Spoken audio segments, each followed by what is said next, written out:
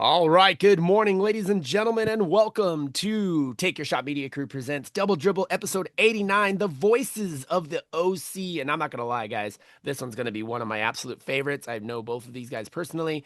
I look up to these guys personally, and a lot of people do as well. I can't wait to let you know about these people. First, though, I'm going to get to my panel. He's actually here today, believe it or not, and he had his first announcing debut the other day for a college team. So shout out Joshua Pangan. What's up, little bro? Doing good. I'm excited for the show today. Hope everyone's doing well. Absolutely. And of course, with that big, awesome red background, it looks kind of like a devil sign, but he's not any of that crap because he's an awesome dude. Agent Drew, what's up, dude? Hey, just blessed to be 6 feet up. That's right, absolutely. And of course, last but not least, my little brother from another mother, my cameraman with the plan. There's a George Ochola. What's up, George? Hey, what's going on, guys? How you guys doing? Happy Saturday. Yeah, it's very happy. Look who our guests are, man. Come on, are you kidding me? I'm gonna try not to be giddy here because I know these guys, but the 5-year-old in me is getting kind of giddy. Okay, first off, let's talk about Mr. Michael Araujo. Michael Araujo, right there with the angel background and the galaxy. I love how you did that, by the way, with the galaxy jacket. All right, look, just a couple things that this guy has done, and a couple, I mean a whole list. Graduated from Azusa Pacific in psychology, has a teaching credential. I think that's really cool. Here's another one. We had a lot of Hispanics on this panel. He's one of two Hispanic DJ voices in the major leagues. The other one is Marisol Castro of the New York Mets. Voice of the LA Galaxy for I believe 24 years is what I got, about 20 something years. I'm in my 25th season. Nice. 25, big 25. I love that. Voice of the Angels for about 13. He's approaching his 1000th game, I believe, with the Angels, Mike. Yep. I believe, did you, Sure. the WBC? He's like, why not? We'll go with that. I believe he's done the WBC. He's done a playoff game. No, No, you didn't do the playoff game? no, I didn't do WBC. Oh man, that blows. But you did do the playoff game. Apparently, I'm just going by what I got on the ChatGPT and then stuff that I knew. First announcer to call a game after the pandemic. I thought that was kind of cool. Didn't know that. Mm, Yeah, you've introduced big names such as Albert Pujols, Mike Trout, just to name a few. You got to call some no hitters. You have a thing called Ballpark DJ. I really want to go over that later. I think that's really cool. Apparently you got to announce the game, soccer game with the largest crowd, 82,110. I thought that was really cool. And you've announced a World Cup for yeah, FIFA at the World Rose Cup Bowl. Women's. That's so freaking cool. And same thing with soccer. You get to announce some future Hall of Famers. I mean, maybe David Beckham. Were you there when Zlatan was there? Zlatan, and then what about Yep, yep, Landon Donovan? Correct? Has all freaking of it, that's that all is of it. that's too freaking cool. Well, that's Michael Araujo, ladies and gentlemen. This guy, you've heard him, now you've seen him. If you see him at the stadium, tell him what's up, give him some knuckles. He's a freaking cool dude. This guy coming next over here with the bobblehead background and the books over there is an absolute legend. They're both legends in my eyes. But this dude's been everywhere and done everything. He was actually born, I believe. I didn't know you were born in Libya, Phil. You never told me that. That's freaking Yeah, cool. That's yeah, right. freaking cool, I man. get I get to spend an extra 10 minutes at the airport every time I fly. Oh no. That sucks, especially now. Yeah, and he flies a lot, you guys. Um, he's a girl dad, he's a husband, a grandpa, been married about 44 years, I believe. Either grandpa of another girl, so it's literally girls everywhere. So you'll relate with Drew. Drew grew up in that type of a family setup. A Golden Mike winner, he co-founded KNAC. He's been the voice of the LA Kiss, the voice of the Long Beach Ice Dogs, the voice of the LA Blades, the backup voice to Michael Araujo and the Angels, and he is the voice of the Anaheim Ducks from 1996 to now, which is kind of weird because they started in 93, Phil. We're going to have to talk about that. Um, he had his 1000th game on December 6, 2024 with the Ducks. He's an avid surfer. I hope that's still going because I remember we used to talk about that a lot. And he's also announced some pretty cool future Hall of Famers: Tamu Solani, Ryan Getzlaf, Sergei Fedorov, Scott Niedermayer, Chris Pronger, Corey Perry, just to name a few. I could go on forever, but we only got like a 1 hour show, which I have not set the alarm for. That's horrible.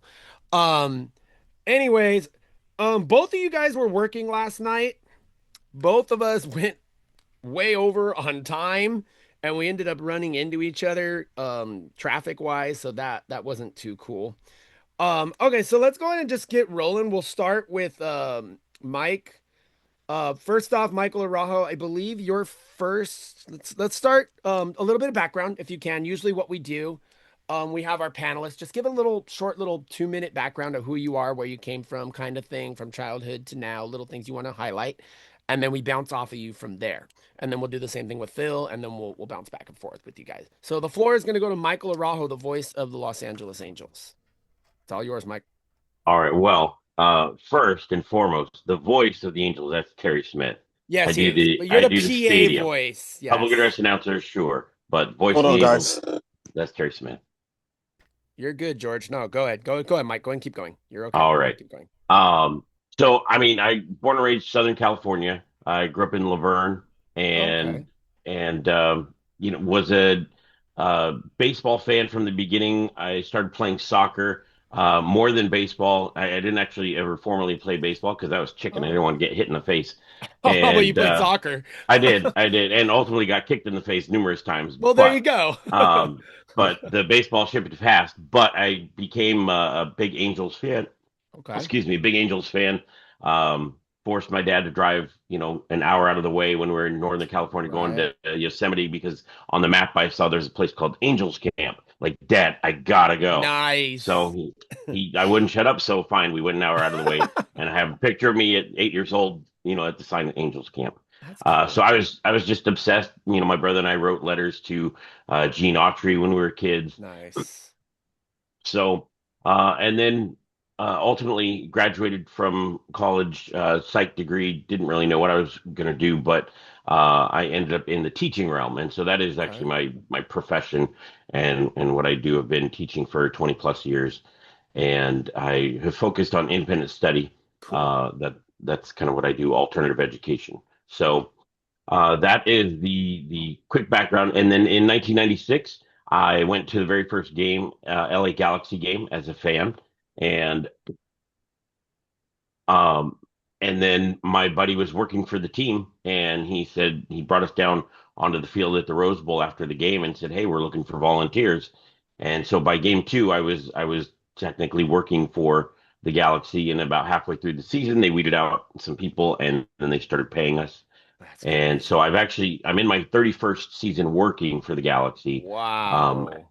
yeah, but then in 2002, our announcer stepped out and he got a gig with Dallas Cowboys, and so they Okay. asked me to fill in, and I did, and never left. And it was a fake it till you make it. I had no background in it, no anything, but yeah. So I didn't miss a regular season Galaxy game from 2002 to 2014. 2013 when I got the Angels gig. Nice. Wow, that's So great. See, Josh, I told you, you got to take that chance when you get it. We were talking to Josh about this yesterday. He had his first college game that he's ever called nice. yesterday, and we're like, dude, just go for it, you know? You never know. Internships, stuff like that. I know I did intern with Phil. We'll talk about that when we talk to Phil. But wow, so you go there as a fan, you leave as an employee. Like that's just wild to me, like that you could do something like that.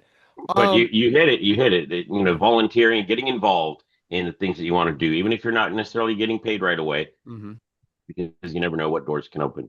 Facts. I know that one, trust me. Yeah.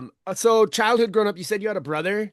Were just Yeah. the two of you? How many? We've had up Yep. to someone with 18 in their family. So just the two of you guys? No, no, big extended family, but no, just me and my brother.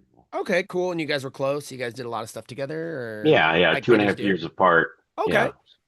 cool, cool. What was your big go-to for you guys? Was it soccer? Was it baseball? Was it wrestling? Like No, what was it it? was going to Angel games. We had a local 7-Eleven owner that had tickets, and I was always in there with Angels gear. And so, not very often, but on occasion, he'd slip us a couple Angel tickets. And I mean, those days were crazy, though. I'm old. My parents would drop us off at the stadium. I have no idea how they found us after the game because they didn't go. We only We had two didn't have tickets. cell phones. Yeah, Yeah, so they just send my brother in, and to this day, I've asked them. They're like, "We're not sure, to be honest." I But love that. we found our way back to them. So That's crazy. I love that. I love that. See, Josh, they didn't care back then. Like we would get dropped Well, off at Disneyland. No one cared. No one cared. And so, yeah, yeah, so that's crazy. Awesome. And then parents were really supportive of dreams and stuff like that? Like, were you always wanted to do announcing, or is it just something you jumped into, or? No, I mean, like I described, it was so the very first time I announced, I was the show caller for Galaxy, and we had a doubleheader, Okay. and we were at Cal State Fullerton. It was for a tournament type thing, Okay. and the announcer that they'd hired was Fernando Paramo. He's since passed, but super good guy.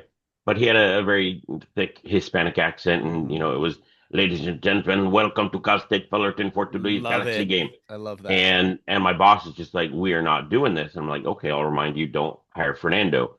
He's like, no, we're done. He's not doing the next game. I'm like, who's doing the next game? He's like, you do it, and walks away. So What? not at all how I would recommend anyone What? handle someone who they've hired and they want to move on from. I mean, it was not a good situation, but I had to go tell him, hey, you can go ahead and take off. And so then anytime thereafter, when we had games at Cal State Fullerton, I would be show caller and announcer and DJ and clock operator. Wow. So I just had to do it all. And so that's kind of how I got exposed to it. But I never set out to do it. It was really just kind of got pushed into it. That's And wild. I enjoyed it, and it was way less stressful than show calling. So So when you say show calling, just for people who don't know, we kind of know what it is. What exactly is show calling? Is that like stats? Is that like no, helping out the stats guy? Like what is that? so a show caller is a game producer. So they're Okay. basically in charge of everything that you see and hear. So Okay. when, at a Galaxy game, when the teams and officials are coming out, they make sure that the right music is playing, that they have the right Okay. camera shot, that the announcer's saying what he needs to say, or he or she is supposed to be saying. So it's coordinating everything that you see on the field with the audiovisual elements. Got it. So it is kind of almost like like a producer almost pretty much. It is. Okay, that's cool. So you get picked up randomly out of nowhere. You had to get rid of your buddy in the process, which really sucks. I've had to do that as well. Um, so you get picked up, you're with the Galaxy. What was it like? I mean, we got a guy on here who literally just did his first college game. What was it like doing your first Galaxy game? Oh, it was a long time ago. I don't necessarily remember any specifics of it. More than I guess what I can speak to is, my first, fast forwarding a little bit, my first Angel game. Okay. I felt fine. I felt comfortable, but I had a handful of people comment to me like, "Hey, slow down. Hmm. I'm sure you're nervous." Blah blah. I didn't necessarily feel it, but it apparently came out. So, Hmm. where I was, talking a little faster, and I am aware Yeah. of that when you're nervous or excited, you can. Uh, Accelerate the speech, and so you just gotta slow down, calm down. But No, it's so true. yeah, you never know. Yeah, you and Phil both know me. This is a slow pace for me. So you guys have both told me, dude, chill. Literally, I can see Phil right now. Ricky, chill, stop, just calm down, calm down, calm down. Yeah, many times. So we try to do the same thing with Josh.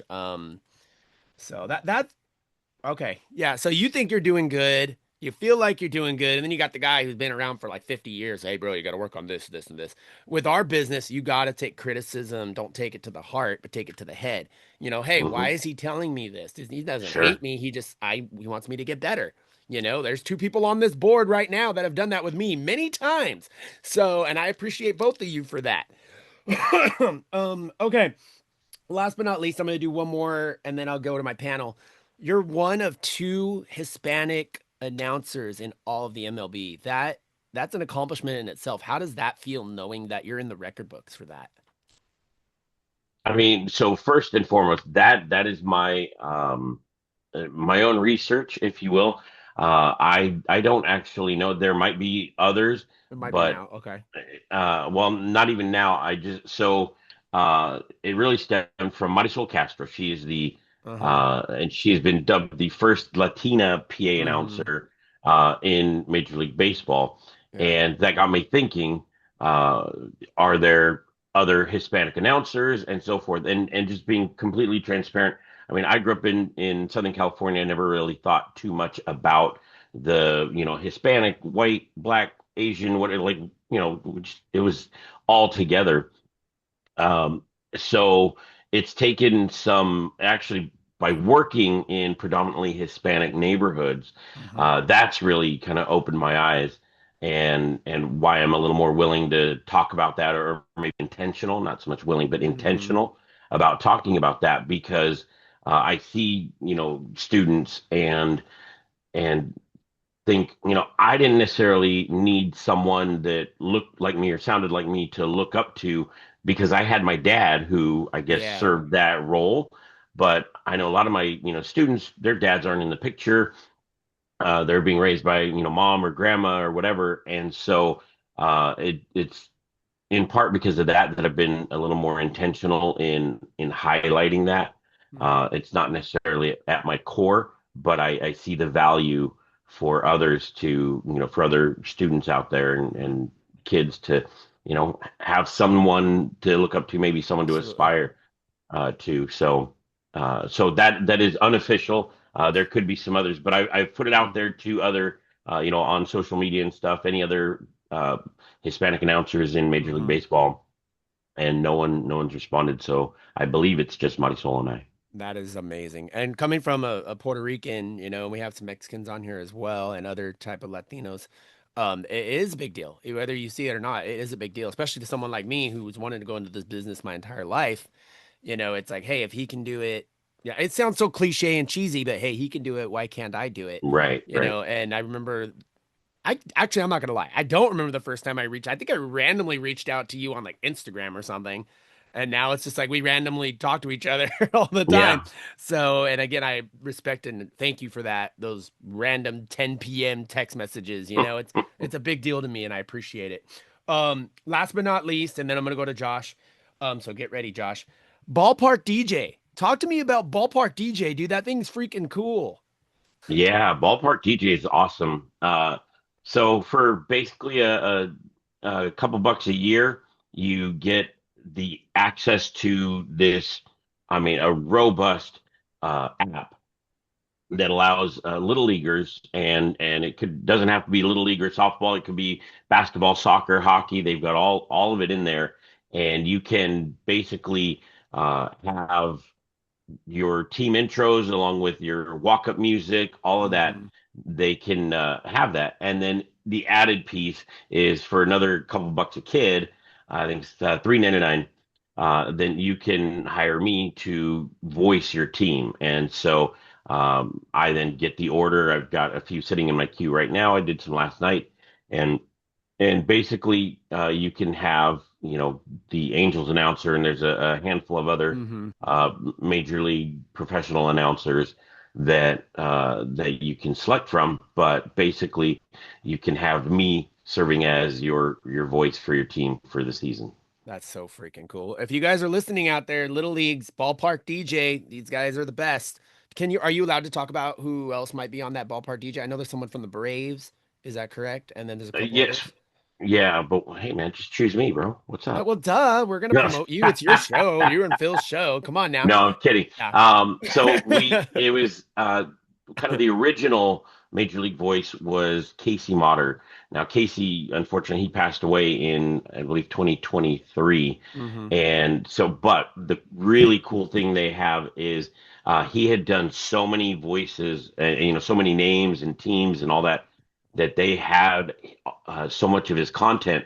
So they've created the Casey Motter legacy, Oh, and cool. so they That's cool. using some AI stuff, teams can still select Casey as their voice, and Oh, then the cool. money that is earned from that, that would have been his portion, goes to his family. That's So awesome. No, I yeah, love so that. that's super cool.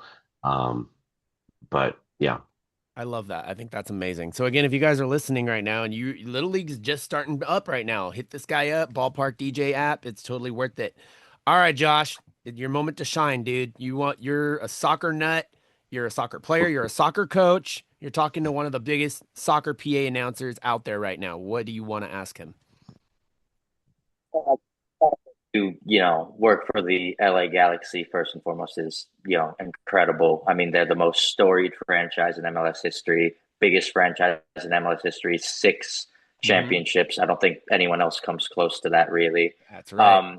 So it's interesting actually because obviously San Diego FC, it's our second year in existence, right? And it's so cool to have a professional team here in San Diego. But before San Diego FC came to the MLS, I was a supporter. I still kind of am, but I was a supporter of like the New York Red Bulls. I support a lot of New York teams He because He of my dad, does. right? Even the Knicks. Okay. Yeah. Hey, they won big last night. But Right.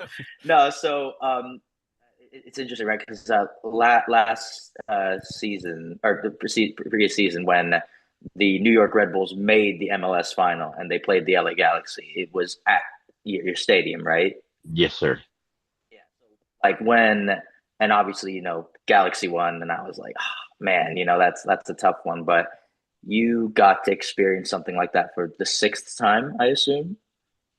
No, so the first Galaxy Championship was actually on the road. It was played in Columbus, and then '05 was in Dallas, but I actually did travel and I got to I was there really as a fan, but I did get to go and do the starting lineups live. So I went up to the booth for that and then went back down in the stands. And then so we did host 2011, 2012, 2014, and 2024. But I've also done some other MLS Cups that were not Galaxy because prior to 2012, MLS did it more Super Bowl style, where Oh. the MLS Cup was at a set location, and so it was a neutral site.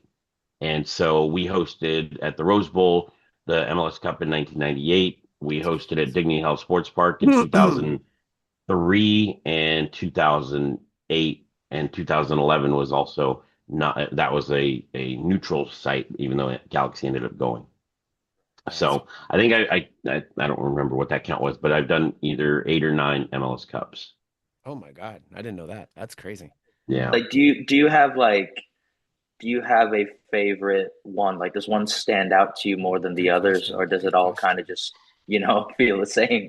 That's a good No, I question. mean, um, they don't all feel the same, but I think probably the two that maybe stand out the most was 2005 because I was there in person and I got to play a role in it because I did go up and announce the Galaxy starting lineup.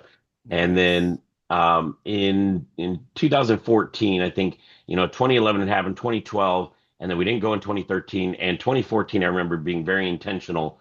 Um, in wanting to just like soak it all in and be present in the element and not just doing a job, but recognizing that, this has been pretty regular of late, but it's not regular normally. And it took another 10 years before we got back there. So that was definitely something special. And then add to it, of those 5 championships, that was the first time that I was included in the ring process. So I got a championship ring that year as That's well. awesome. What a moment, honestly. That must have been like that. That's got to feel like pretty incredible, and not to mention just like again, you have a storied franchise, and like have you ever been able to meet any players by any chance, like the Zlatans, the Beckhams, the Jossie Zardes, even Landon Donovan? You know what I mean? Like, Yeah, and I'll be interested to hear Phil's Oh, experiences with right. that.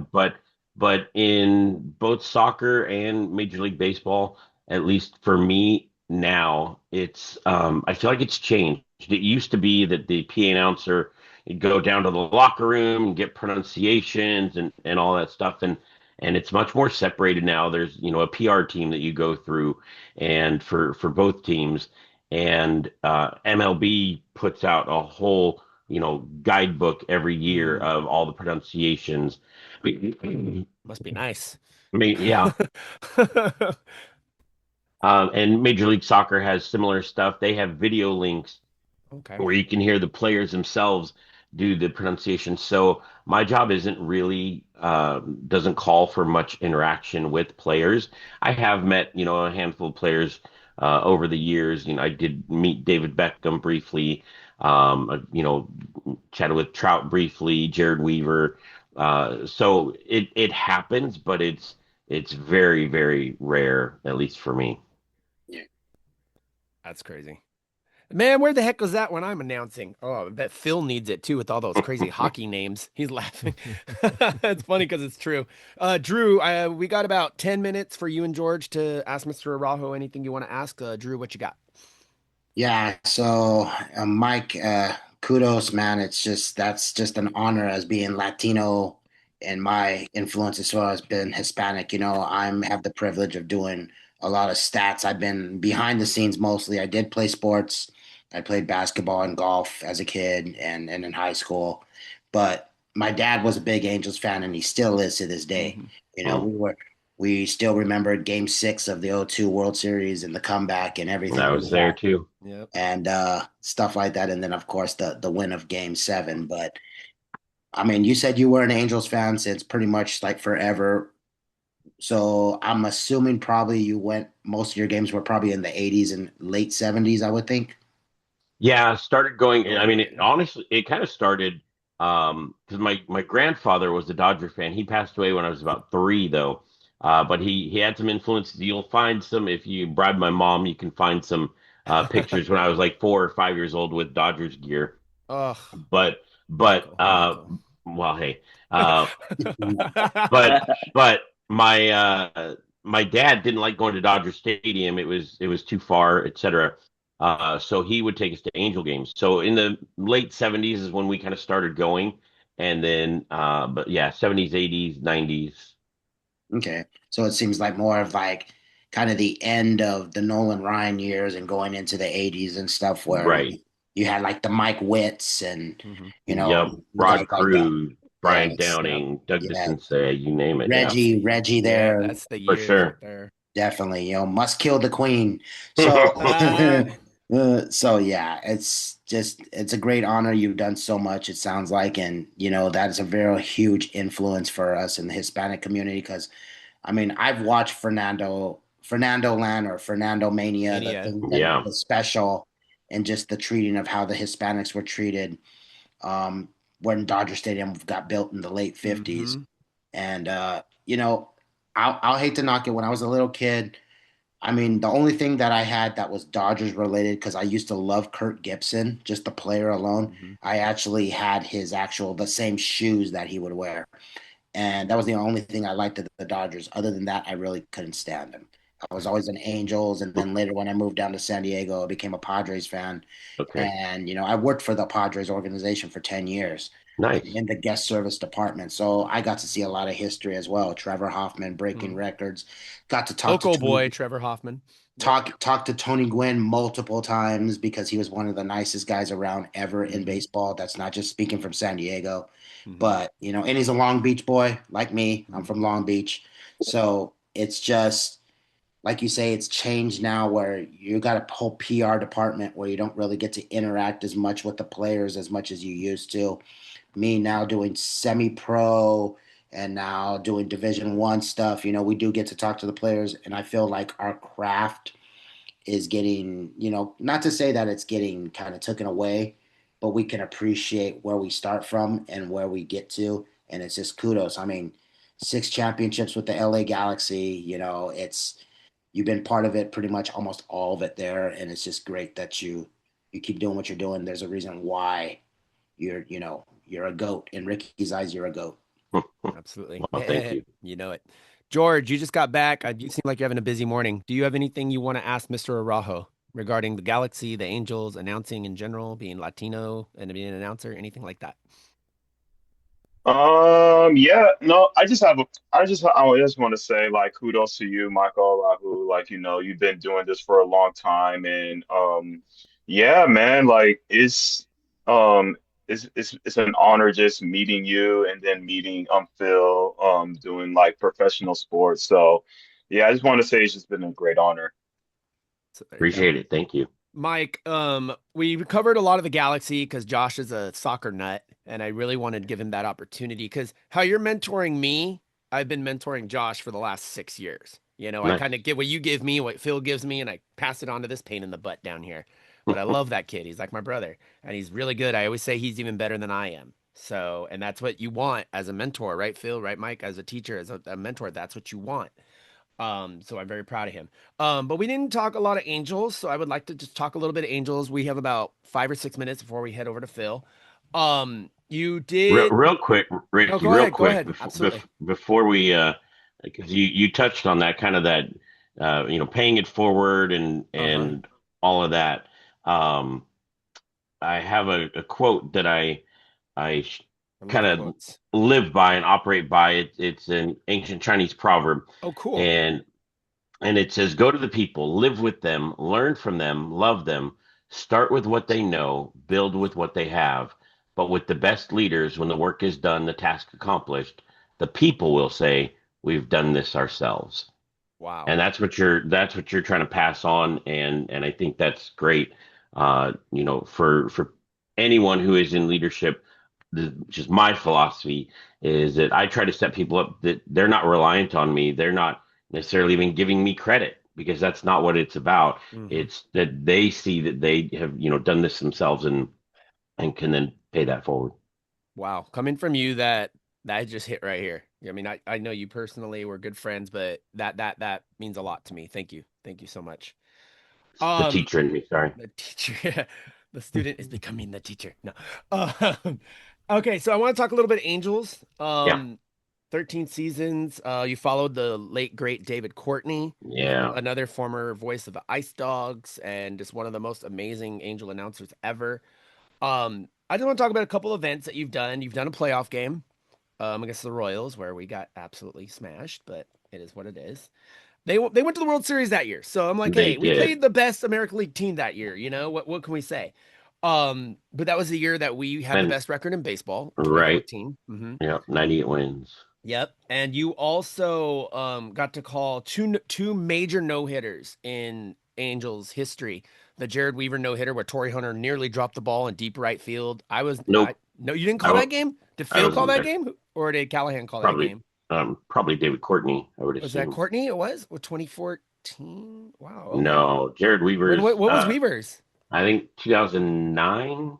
Okay, that makes sense then. I'm not Okay, so sure. you didn't get Weaver's, but you did get the most emotional no-hitter we've ever had in my eyes as an Angel fan, the Tyler Skaggs game, the combined Yes. no-hitter against Seattle, I believe it was, and it was just a thrashing. But the fact that we had just lost Skaggsy days before, we come home that Friday. I'm trying not to get emotional here because I was part of that. Everybody was wearing the 45 jersey. We had our 45 Hmm. pins. You guys had your 45 pins. Yep. There was not a dry eye in the stadium that night when that happened. Detmers was on fire. Our bullpen did really good for 2 innings, and we got the no. And just everybody putting the jerseys around the pitcher's mound at the end and looking up to the heavens, like it's just insane. And then you've also been part of the were you were for Nick Aidenhart also, correct or no? No, You were not here for Nick. That was that was before me. that was a hard one too. I actually said, hey Nick, you got an awesome future coming. I'm proud of you because I worked over by the family area.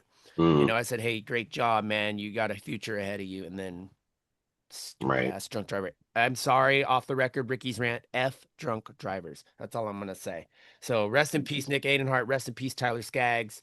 But to call that no hitter, what was that like? Like we got a couple minutes. What was that like? Yeah, that was an interesting one, and I I almost have to apologize to Phil. It wasn't my doing, but I was actually scheduled to do Galaxy that day, and Phil was slated to do the Angel game, Michael, and Michael, Michael. and and they called me and asked if there was any way that I could uh, swap and do the Angel game because their reasoning was they wanted it to be as normal as possible to focus Okay, makes sense. on Tyler's memorial. And Okay. so I reached out to Galaxy and my backup was available there. So he slotted in there and then I did the Angel game. Um, Wow.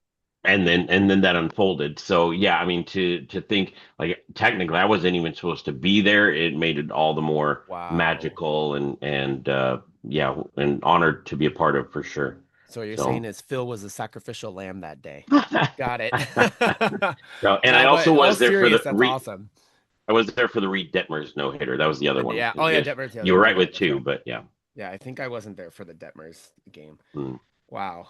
And then you're approaching the 1,000 mark for Angels, I believe, and that's amazing. sure. So that's what ChatGPT says. So Okay. most I of have my no idea. research I do myself, but certain things I want to make sure details.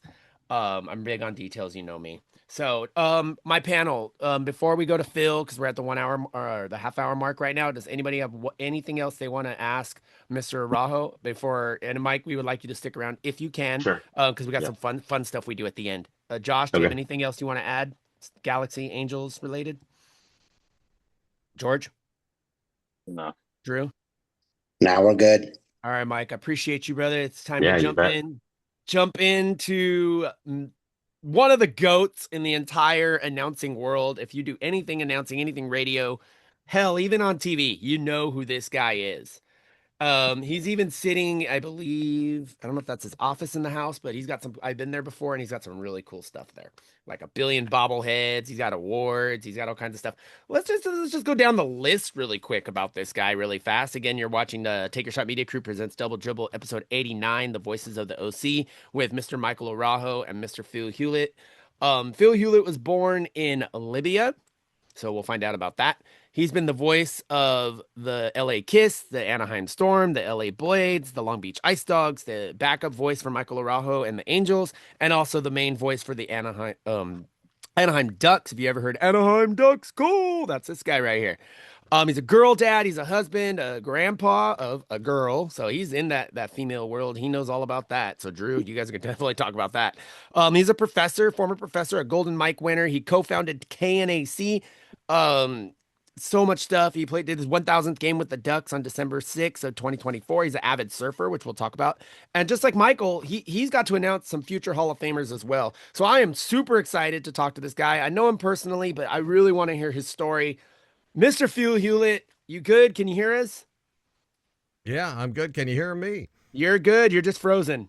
So we'll just let that go. Oh. Okay, go ahead, sir. All right. So here, I can't wait, you guys. Oh, Here is the Phil voice of the Hulett, Anaheim. let me just say. Go for it. You're good, Phil. Let me Go just for it. say, Phil Hulett, not Hispanic. You're Can you hear me? honorary You can Hispanic. hear me, right? Yeah. You're good. You're Yeah. honorary Well, Hispanic. I'll tell you. Let me add to that because when I was in elementary school, my best buddy's last name's Ruiz Preciado Tarango Mendoza. Oh my God. And we used to play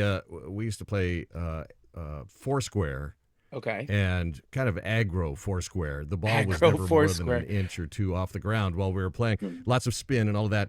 And my Chicano brothers, they kind of brought me into the fold because I was born in Africa. That's where Libya is, and so they felt like I was down with the struggle. So I know that doesn't count, but maybe it gets me in the door, in the speakeasy today. But thanks for having me on the program. That's so funny. Intern Ricky. He went there. Oh, we were gonna get into that. If you guys know, you know. If you know, you know. He also had a podcast called the Phil Hulett and Friends Show for many, many years, internationally broadcasted. France was our biggest fan base, right? And then I think I was the Jerry Lewis of podcasts. You young guys have no idea what that means. I do. Michael's laughing. I'm laughing. I know who Jerry Lewis is. That's great. No, y'all don't even know. We would cover any topic you can think of. We would cover. I remember we talked to the guy from the slaughterhouse where the hot dogs is a hot dog, a sandwich. I remember that episode, the UFO episode we had. God, we had so many random ass episodes. It was so cool. But just like everything on the planet except politics. Yeah, see you guys see where I get it from, current you guys? events for the most part. Yeah. Oh my God. It was so much fun though. Well, we'll get into that in a little bit, but man, I loved being on that show. That was so much fun. And I remember a funny snippet about that. I remember Michael coming by me one time at the stadium. This is when I was green as grass could be. And he's like, I said, "Oh, I'm Ricky, da da da da." And he's like, "Are you intern Ricky?" Or something like that. And I'm like, you know who I am? Like, what the hell? I'm like, that's awesome. That was like one of my your notice moments. And I told Phil the next day, and he's like, yeah, it might happen occasionally in that voice like that. So, but okay, let's same thing we did with Mike. Let's do a little background. You talked about Libya. You talked about that you have to extra 15 minutes at the airport, which sucks because they already take long enough as it is. Okay, you're a girl dad. Your wife is amazing. What's up, Remy? You live with all girls. Even your grandbaby's a girl, Phil. What's that like, man? What do you learn being Well, in a family of all women? I do have two grandkids now. Oh, really? Well, you got to tell me these things. Granddaughter, and I have a grandson. He's Yay! actually coming over to the house a little later. Awesome. We're best buds. He's Awesome. 4.5, and he's a hoot. Yeah, I think I wanted to be an announcer early on. I had the best basketball driveway in my neighborhood. We had a long driveway and a basketball backboard on the above the garage door. Cool. And all the kids and I with a rock scraped into the concrete the key, the free throw line and the top of the key. Oh my, you would 3-point lines back in the day. Yeah. And so all the kids came to my house to play basketball, and I used to do the play-by-play a la Chick Hearn from the age of about 8 or 9. I love that. And so I thought when I grew up, I might be a play-by-play announcer for basketball. That was my sport, basketball. There you go. Well, so, things just go the way they're going to go. And sometimes you have to help it. And I think what I learned late in life is that you got to ask. Yeah. Because the answer very often is going to surprise you. And so back in 1994, I was sitting in an office in Orange County. I was a regional sales manager for a radio station. Okay. And Jazz FM is what it was called at the time. And then it turned into something else 2 or 3 times. There was an office in Santa Monica and an office in Newport Beach, Costa Mesa, kind of right on the line. So I was there in Orange County, and I was looking through a book of all the businesses. It was a directory of all the businesses in Orange County, and I flipped the first page open, and there 2 pages full of angels. Wow. And so in my head, I thought, well, okay, I've been on the radio since my voice changed. Okay. 1970s. And I thought, well, why don't I just give them a call? So I called the Angels and I said, hey, can I talk to the person who's in charge of the public address announcer? And they said, please hold. And they connected me, and the guy picked up. I wish I remembered his name, but he picked up. Must be nice. And I said, hey, and I told him who I was and that I'd been on the radio and done commercials and that sort of thing. And I love baseball and growing up in the South Bay, Lomita, surfing at Torrance Beach, Redondo Beach, those areas. I was a Dodgers fan. You too, Phil? Damn. Yeah. going way back. And so I called up and I said, hey, would you mind? I don't know if you have a backup, but I'd love to come over and shoulder hop your dude and just kind of learn the ropes. And if you ever need somebody, I'll be there for you in a pinch, and I'll be nails. And I'm paraphrasing, of course. And the guy said, can you come by tomorrow? Oh, wow. So there, I asked the question and I had the surprising answer. So tomorrow was homestand against Seattle. Ken Griffey Jr. Oh my God. was on the team. Nice. So first game I watched their PA dude, who was David Courtney. Oh, so legend. David Courtney was my mentor for public address announcing. Wow. And he couldn't have been better. This was before the building was reimagined, and so the PA booth was about as big as David Courtney could be contained. If you guys don't know, David Courtney was a bigger guy behind him, and then there was a glass to the right. Yeah, he was a big dude, and to the right of us, in a chair at every single game, as far as I knew, was Angels owner Gene Autry. No way. Wearing a cowboy hat. Nice. And what? So Gene Autry was like 5 feet away from me, but separated by glass. Okay. And so the pressure's on when you're on that microphone. The owner is right there. Seriously. Nice. So the first game, I got to watch David Courtney do his thing, and he taught me everything, taught me the ropes. Second game, got to watch everything that he did. third game, he said, "Okay, Phil, today you're going to do the middle 3 innings." Nice. Oh, that is just amazing. So I got to announce. Nice and shirt. Again, thank you for Seattle. I announced Ken Griffey Jr. at bat 3 times. Oh, he hit a home run, a triple, and a single. That's crazy. And that was a shortened season because of labor dispute. That's right. And at the time, I don't know what month that was. I want to say it was May when I was there, and Griffey had so many home runs already that most of the pundits said if he keeps going like this, he's going to hit 84 this season. Yeah. But the season was shortened. So, but anyway, that was my start, and since then I've been the backup for the Angels through the David Courtney years. God rest his soul. And then Michael got hired, and everybody knows why. I mean, he's really good at what he does. Yes. And he knows his stuff, and he's got a steel trap for a memory for stats and players and years and all that sort of thing. Something I don't have. Yeah, and I think maybe when I was a kid riding Schwinns and Huffies off 20-foot cliffs and hitting my head on rocks might have something to do with why all those surfing I don't accidents. remember the names unless they're on a roster in front of me. Oh my God. Oh yeah. I got hit in the head by a surfboard at least a couple times. Oh, I believe it. So that was that, and then I auditioned for Jeannie Buss at the Forum. Shut up! I She didn't know owned that. the roller hockey team, the Los Angeles Blades. Okay. And David Courtney was there as well. Of course he was. And he continued he mentored me on doing hockey, and I wasn't all that keen on hockey. I wasn't a hockey fan. I didn't follow the Kings. I'd been to a game, but I think it was the California Sharks. That goes way back. And so I learned hockey, courtesy of David, and he ran the scoreboard and the clock while I did the PA announcing. What? And at the end of the first season there, somebody stopped me as I was walking out, and they said, "Hey, what are you doing?" Oh no, we lost him. He'll be back. It's okay. He's having some technical issues right now. We'll get him back. But okay, so you guys got that story so far.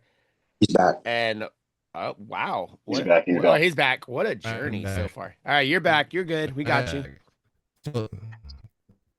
So somebody stopped me as I was walking out after a Blades game and said, "What are you doing during the regular season?" And I said, "I don't know, working for you." And it was a lady who worked for the Long Beach Ice Dogs. Oh, nice. And I became, and this was 96, 95. Yeah. So I was the PA announcer for the Long Beach Ice Dogs. That's crazy. And then at the end of the Long Beach Ice Dogs first season, I got a phone call from somebody from Disney, and they said, "Hey, what are you doing during the regular season?" I said, "I don't know, working for you." And for season number 4, I was the... Lost him again. He'll come back. He's again, you guys. We do apologize. Phil's having some issues with internet right now. Well, as soon as he comes on, I'll shut up. But okay, so Josh, apparently that's what you're supposed to do. You're supposed to say, "I'm working for you." Noted. Right, noted, right? There's the Noted. Noted. I'm working for you, man. So until Phil comes back, Mike, after hearing Phil's story, what do you relate to in that area? Do you did you work? You didn't work for any of these other did you work for Ice Ducks? I hear him. I hear him. I was the announcer for the Ice Dogs, and David Courtney was my backup. Oh, okay. And at one point when they started auditioning players in the parking lot, I said, "Okay, I'm going to step away now." And David just loves doing stuff, or loved it at the time, and so he took over after I think it was my 5th season with the Ice Dogs, because I was doing Ice Dogs and Ducks. Oh wow! At the same time, and when I had a Ducks game, he would do the Ice Dogs. Okay. So let's see. From there, so the first Mighty Ducks announcer was Dennis Packer. First season. Yeah, he's cut out again. Again, we're not blaming Phil. This is on Frontier. Frontier, get your stuff fixed. I didn't know that about Dennis Packer. Yeah, Dennis Packer from 93 to 96. Yep. Phil was not the first choice. Well, when did Mike Carlucci? Wasn't he a Ducks PA announcer? I think Phil's back. Let's see. Is he back? Is he back? Guys, but You're back. there have been only 3 her first season, Mike Carlucci, the next 2, and then me. Okay, so there's 3. So yeah. And Mike Carlucci, great. He's done a lot in PA announcing and voiceovers. Dennis Packer, just huge. I think if Michael came back, he could probably tell you more about Dennis Packer than I can, because again, he's got that steel trap. I don't. He was the Angels announcer before David Courtney. Oh wow, okay, got it. Oh yeah. Is he still alive? I believe so. Yeah. Nice. He did the Chargers, he did the Clippers, he did USC football, and then Angels. That's so wild. And he was also a police officer for LAPD. There you go. He's a little jack of all main trades. Job. Yeah. Jack of all trades there. So from what I'm hearing is if somebody says, "What are you doing?" you tell them working for you. As long as it's a job. Josh, note that, get that ready. And I'm going to do that myself, and then they'll just laugh at me and tell me to leave or something. Okay. Yeah, I can do that too. Yeah. And then Phil, KNAC, Nick Aidenhart, quick note. Oh, Aidenhart. Yeah, okay, go ahead. Before we get absolutely. to KNAC. No, absolutely. Aidenhart for sure. I filled in for Courtney the day that we did our Nick Aidenhart memorial game. Oh, the memorial game. Okay. He and his family, the whole recognition. And to this day, I have a number 34 pin on my beautiful on family. my Angels beautiful family. Angels. They're very nice people. Yeah. Yeah, that night I still I get like hair standing up on my arms just talking about it because it sounds horrible. It makes it sound like I caused this, but I was one of the last people to talk to him before he went to his car. And I tell that to people, they don't believe me, but I'm like, dude, I was one of the last ones because he went through the players' gate. The cars are like right there. Mike knows, but the cars are like right there when you first go out, and then you go out to Douglas, you go out to Catella, you go out to wherever. And I think he was going to In Cahoots, I think that night, which is a country dance club in Fullerton. And then just what happened. So again, rest in peace, Nick Aidenhart. Life's too short, guys. Live it up and have fun, but be smart about it. So talking about being smart, talking about going out and about, you said you were an avid surfer and you've taken some boards to the head. Yeah, I mean, you were, when I was on your show, you'd be like, yeah, I went surfing this morning. Our show starts at 10. I was surfing at like 6 a.m. What got you into surfing? Like, what was That's the time to go. That's the time to go. Yeah, of course. What got you into surfing? Just me and my buddies. We were all skateboarders. Me and my buddies, and 14, 15. We all got surfboards when we were 15, and our dads used to drive us to the beach and just drop us off and pick us up like 9 hours later. 9 hours later. So we were just in the water all the time. And literally from the age of 15, if not at school, I was at the beach until dark. And this was back before they banned beer and cigarettes and dogs from the beach in Southern California. And so we were there till sometimes 2, 3 in the morning. Oh, wow. And, doing things that I'd rather not talk about at this. Okay, you don't have to. Please don't. Cancel. But don't cancel me, please. Yeah. But we started surfing, and it's hard to put into words, but surfing it cures everything. It's some kind He's cutting out. I agree with him on the surfing thing because I'm a water skier, and you're just out on that water. You're just like, you forget about everything, until you fall and hit your head. But yeah. I was going to say is if you've never been to the beach early on a day when it's not too windy, the wind blows out to sea, and the waves get this spray that it's just beautiful, and the water is glassy. There's nothing like it, and there's nobody there, no tourists, nobody with umbrellas and tents and all that kind of stuff. And it's just you and the water and the dolphins. I get surrounded by dolphins while I'm on my surfboard. Better dolphins than sharks. We get sharks That's in Huntington unbelievable. Beach sometimes. I know San Yeah. Diego too. They get that. Yeah, you do. That's crazy. Did you see the Yeah, paddle toward the shark. yeah, oh yeah, Paddle. of course. You would. That's the You would. tip. You would. Really? Oh yeah, because they get see they'll run off, yeah. They actually had a video. I don't know if it was a meme or if this really happened, but there was a windsurfer that ran into a whale the other day, a humpback whale, and he hit the whale and went flying over. I'm like, how's that even happen? Like, how are you that far out, first of all? Second of all, how do you not see a whale about to breach in front of you? That's wild. Let me see if Phil's back yet. Yeah, again, we do apologize for you guys that are watching right now. Phil's having some internet issues. So again, avid surfer, like literally 6 a.m. every day, if not earlier. Again, it was in also would surf in the 70s, so you can just think about things that happened that he was talking about. We don't have to say what it is. Looks like he might be back.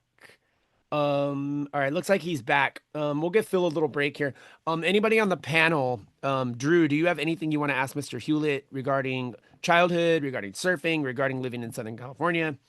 And then we'll get into KNAC and ducks after that.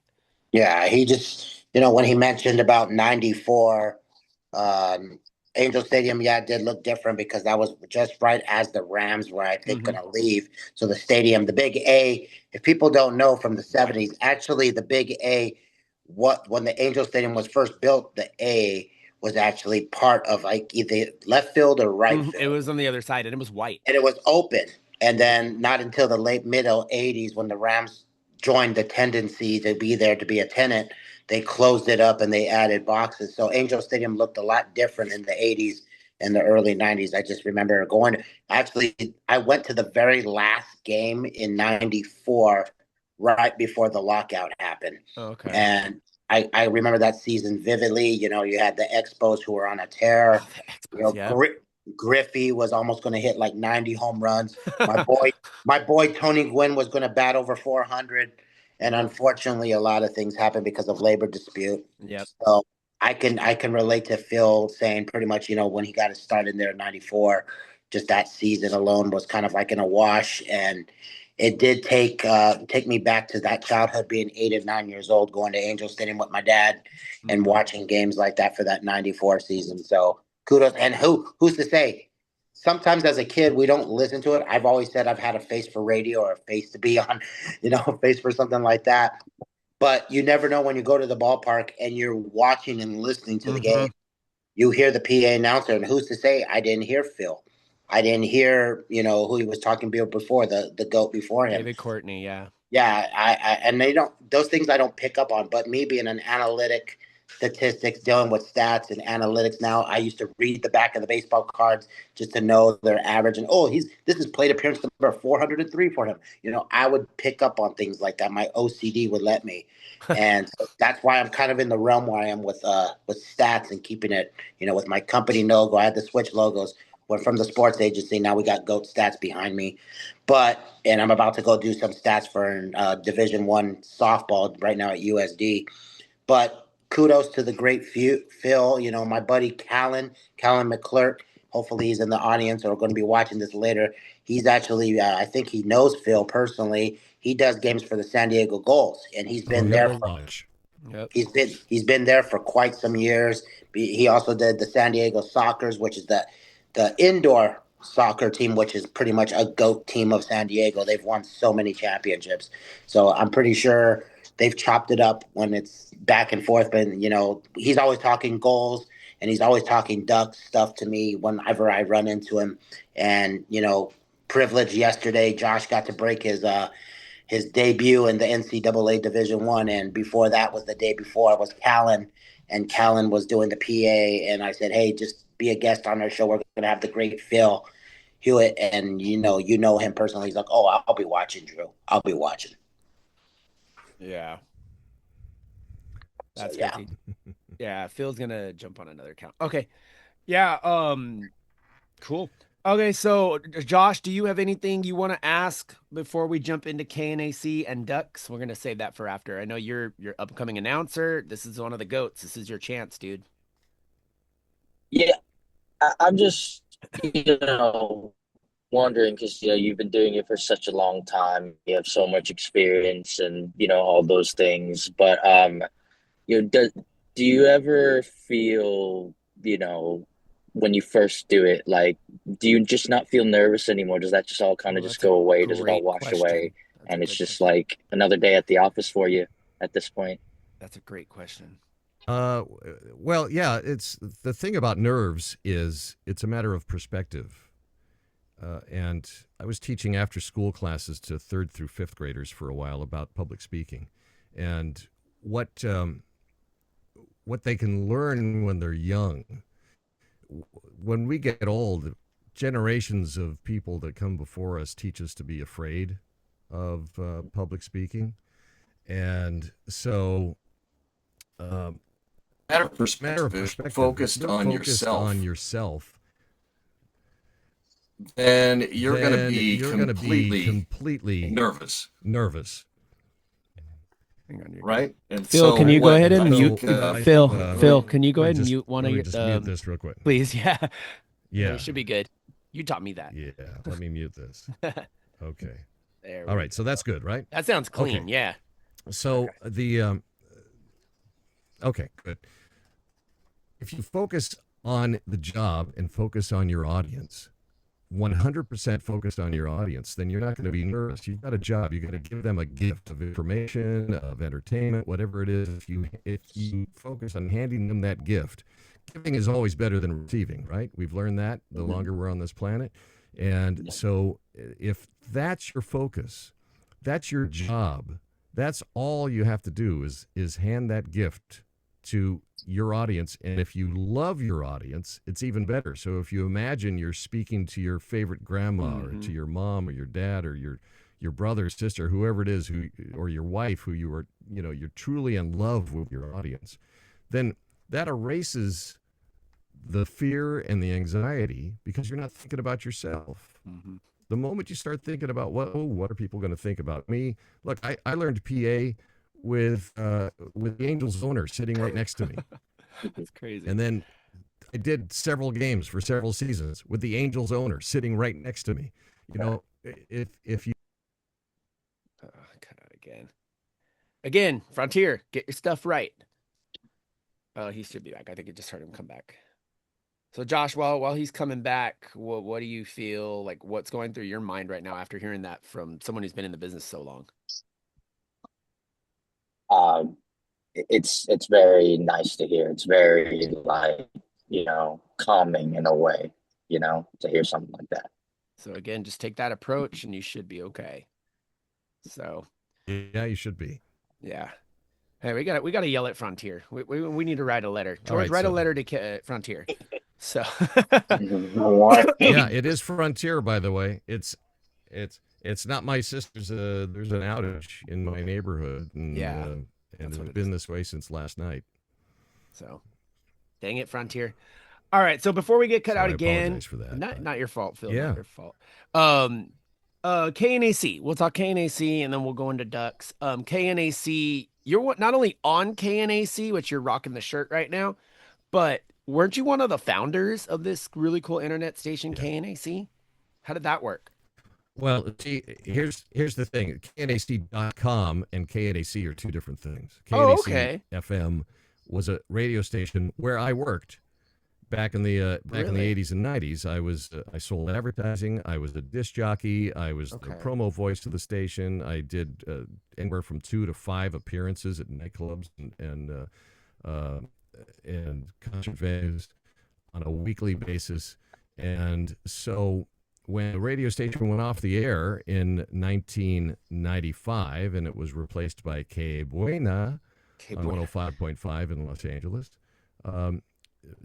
so me and some buddies got together and through technology brought KNAC.com to life 3 years to the minute after the. Yep. So he's cutting out. He'll be back. That's a cool story though. I didn't know that they had an actual station. I didn't know that.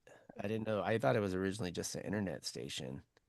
So I think we got him back. He's coming back right now. So again, I'm gonna write a letter to Frontier. So I see him. I see lips moving. And you can still hear me, right? You're on There now. we go. You're on now. You yeah. said they went off in 1995. So That's when you cut out. So 95, and then it's in 1998 we started the .com, and at its peak, 1.2 million listeners around the world, and that's 3 times more than the radio station back in the day. And so this boom. And at one point, we started a company. We were in Santa Monica. We had 100 employees and just stupid money back during the .com boom. If you got a website with a .com after it, people would just give you millions of dollars, and they didn't care if you pulled it. Just because you had a .com, and you would go public on the stock exchange, you'd open it at $7, and it would. Yeah, I agree. Anything with .com should be good. It actually helped. Let's see. Yeah, he's okay. He'll be back right now. So anything with the .com, you guys, if you got a business, it goes public. Yeah, exactly. So, cool. Yeah, and so it was our plan to go public as well, but the bubble popped before we got there. Oh, okay. No, I love that though. I think that's freaking awesome. And then with everything these days, now with social media these days, and all these companies that are .com, .net, .everything, .tv, .org, like it's insane of the businesses that pick up. That's your area, Drew. It's all a business area right there. Real quick, super quick, guys. Maybe like a couple minutes. Drew, do you have anything radio related you want to ask Phil about KNAC? Yeah, like I said, I always had a face for the radio. They always tell us that.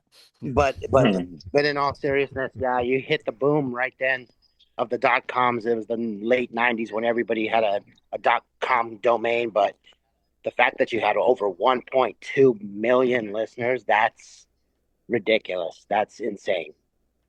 Kudos to that. And just, it just shows that your voice is legendary in a way, to the fact that you had that many people listening, whether you guys were doing silly shows or whatever, because that's kind of like we're starting here, where we're getting more serious now as we move along with this podcast and Zoomcast, that will, get these big names and you get noticed.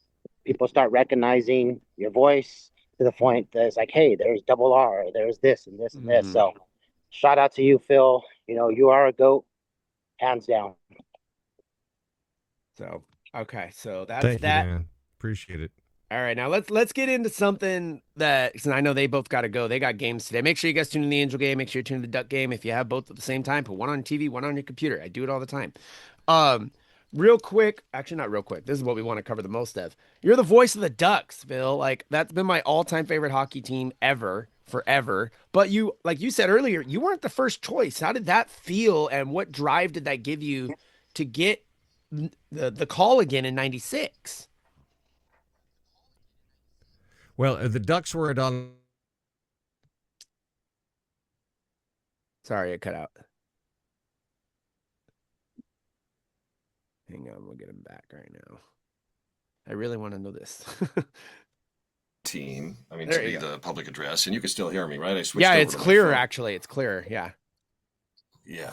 All right. So I'm going to turn you up so I can hear you now. Let me get rid of this microphone and the You're headphones. good. There we go. He has This a lot should of work for a headphones. while. All right. So I auditioned the second season. So when Dennis Packer left, I auditioned, but when I showed up, it was the day after I had hernia surgery. Oh no. So I literally was splitting a seam when I was auditioning, and so it was not good, and I didn't get the part.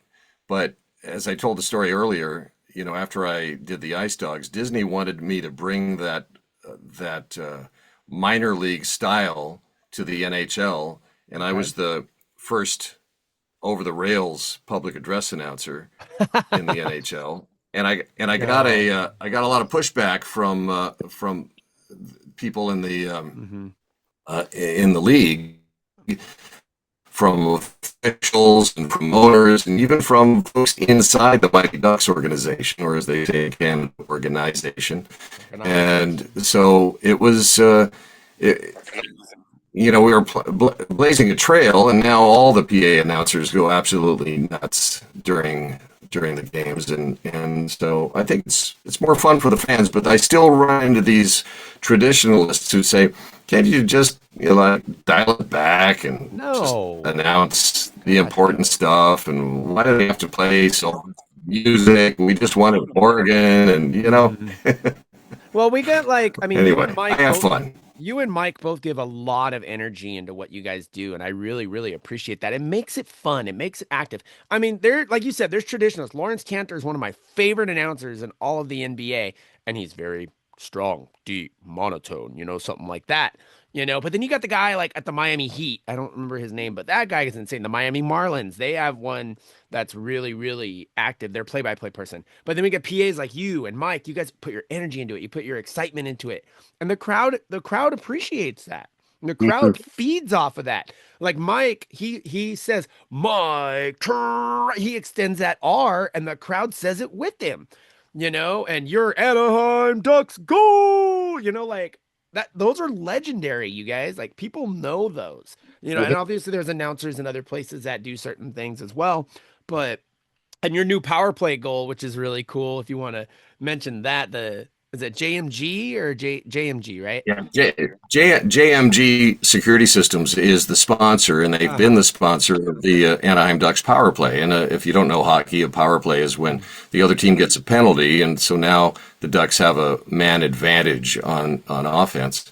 And so this season, I've trained the audience to participate in that. So I say, your Anaheim Ducks are on a JMG, and then the fans say power play. I love it. And every time. It's electric when that happens. There you go, Mike. We got to figure something out for the Angels. I don't know what, but we got to figure something.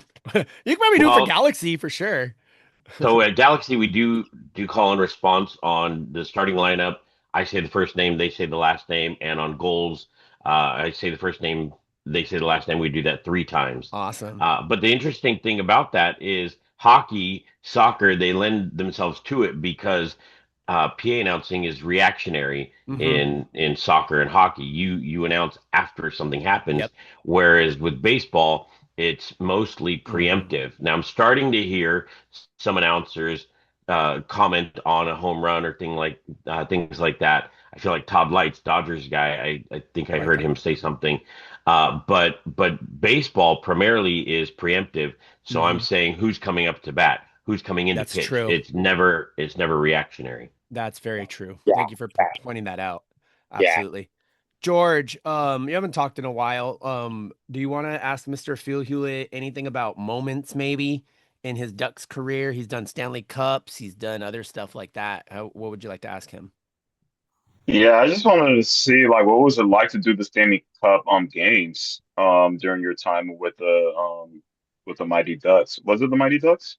The Mighty Ducks went to the finals against the New Jersey Devils in 2003, and then went to the final against the Ottawa Senators in 2007. They were the Anaheim Ducks in 2007. They were the Mighty Ducks in 2003. And in both cases, just over the top excitement and energy. In fact, the 2003, I've mentioned this to a couple of people. 2003, the audio guy for Take Two Sports showed up, snuck in a recorder, and recorded the fans during the 2003 playoffs at what was then the Arrowhead Pond, and used that audio for the hockey NHL 2K series. Nice. And I'm the PA and I'm the PA announcer for the 04, 2K4 through 2K9, maybe even 10. And in fact, there's a cheat code in there. You can actually put me in as a player, but I don't know what the cheat code is. Nice. I didn't know that. That's freaking cool. On a video. Yeah, and so 07, just so crazy. And of course, in 2020, the league pulled the announcers off the ice and put us up in the rafters. I saw that. But in 07, I was down there on the ice, and I got to go out on the ice and touch the Stanley Cup, and I took I had a camera with me, and I took some amazing pictures, one more amazing than others. So jealous. Tamu Solani hoisting the cup over his head and letting out a scream and with a burst of speed. And somehow I just went like this and snapped. And he's in perfect focus, but the audience looks like they're moving 100 miles per hour. And I made 2 prints of that. And I large prints, and I met with Temu and his wife right after the Ducks retired his jersey number, and he autographed both of the one of two, two of two, and he has a copy and I have a copy. And at the time, his wife said, "You know, you could sell that right now for $70,000." And I pledged to them that I wouldn't sell them.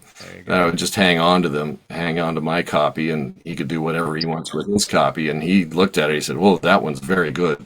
And so I still haven't framed it.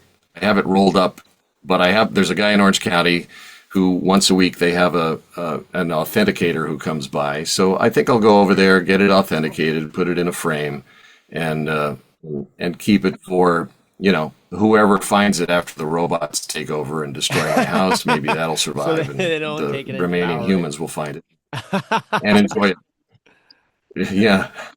That's funny. Oh my God, that's crazy. Sorry to bring the show down with the robot idea. No, robots, AI's taking over. Let's be real. Back to the Ducks. We talked to Michael. I know he's approaching the 1,000 game mark. I'm gonna have to find out the exact date so I can let him know. But you have hit the 1,000 game mark. What was that like for you? I know the fans gave you a recognition and stuff. They even put on the board, if I remember correctly. What was that like? Well, the team did just a over the top recognition. I was so humbled by the whole thing. I got to bring my whole family to the game. They fed us at the old number 7 club, and then brought me down onto the ice with my family, and they gave me a team signed jersey and a frame. They made this cool picture of me. I'm on the poster, like 3 different versions of my former life. It's and then the off ice officials gave me a plaque with a puck from that night's game, and the official NHL scorecard from that game, and it was just a fabulous night. And I got to do the whole game from the DJ booth, which is in the bowl, with JoJo, and that was spectacular. Yeah, with JoJo, and my grandson was there, and we had this moment where we do the Simba cam, where everybody raises their kid up, like, I saw that, but I didn't know it was your grandson. That makes it even better. I was running. Why is Phil holding some random kid up? That was my grandson. That's awesome. Oh my God. Okay, I feel so much better about myself now. Okay. Okay, so we got about 16 minutes, and then I know everybody's got stuff to go to right now. As a matter of fact, Josh and Drew are literally on their way to an event. Okay, so we're gonna go into our what we call our fun segment, which is pretty much the whole show, but now we're just gonna get silly. So Josh, I know you're driving, so pay attention to the damn road. What do you want? I don't remember what you called your segment. They're in the same car. I know they're in the same car. Josh, what do you want to ask first, Mr. Araujo, and then Mr. Phil Hulett for your actual segment? Well, oh God, it's echoing. Oh, is it? Turn one off. Turn one of those phones off, please. I don't care which one. Okay. Yeah, we'll do. Hold on. Well, we could go on mine, or we can mute. Okay, yeah, we'll do yours. Yeah, it's gonna be coming off of mine. Come on, y'all. Making this is bad. Come on. There we go. Sorry, guys. We're literally on our way right now. So, duty calls. But I guess for Michael, I think my question would be, and to you as well, Phil, is there a certain way that after you guys are all said and done with this, however much longer you end up doing it, is there a certain way that you kind of want to be remembered by, in a way, or you just, when it's done, it's done? I mean, yeah, for me, I haven't necessarily thought about that. And I think part of it too is, it's not necessarily about us. We are one cog in the wheel of this whole event. Whether it's because kind of here's my philosophy. The ticket takers and the parking attendants, they are in many ways the face of the organization, because if a fan coming in has a bad experience with a parking attendant or a ticket taker or any usher on the way in, it doesn't matter what we do, it doesn't matter what happens on the field, they've had a bad experience. And so we're all part of putting on this event for fans, and the show is the game. Now we get to be a part of that, and in a very special way. I recognize that. But I was actually just talking to Trent Rush yesterday at the Angels red carpet event, and we both were. It's so crazy that we're a part of this, and he has a lot more interaction with players, and both of us just kind of reflecting, like, man, our 12-year-old selves would just be right over the moon at what we get to do. But in terms of a legacy or anything like that, I don't know about you, Phil, but for me, I don't necessarily practice how I'm going to say a name. It just kind of organically comes out, and like Mike Trout is a perfect example. I used to say it differently, but I had feedback that it sounded like I was saying Mike Trout.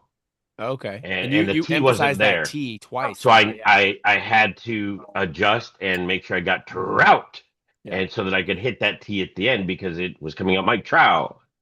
and so I don't necessarily intentionally plan, oh, this is how I'm going to say this person's name. I just kind of open the mic, and whatever comes out comes out, and then I try to, whatever works, it flows, it sticks with it, because for me it needs to be authentic. I don't necessarily have the Dennis Packer or Alan Roach, Oh my or God. LT, like LT's voice. I mean, I can't replicate that. So I just got to stay true to my voice. So, but as far as legacy, yeah, I'm just doing my thing. I don't know. There you go. Love it. It's funny he says that, Josh, because every time I'm at a game, I don't even need to look up at the booth. I'll know if it's Phil. I'll know if it's Mike, because like Mike accentuates everything. Mike Trout. But Phil, he's a staccato guy. Mike Trout. I'm like, oh, Phil's in the house, And even with Callahan, same thing. Like, we just know.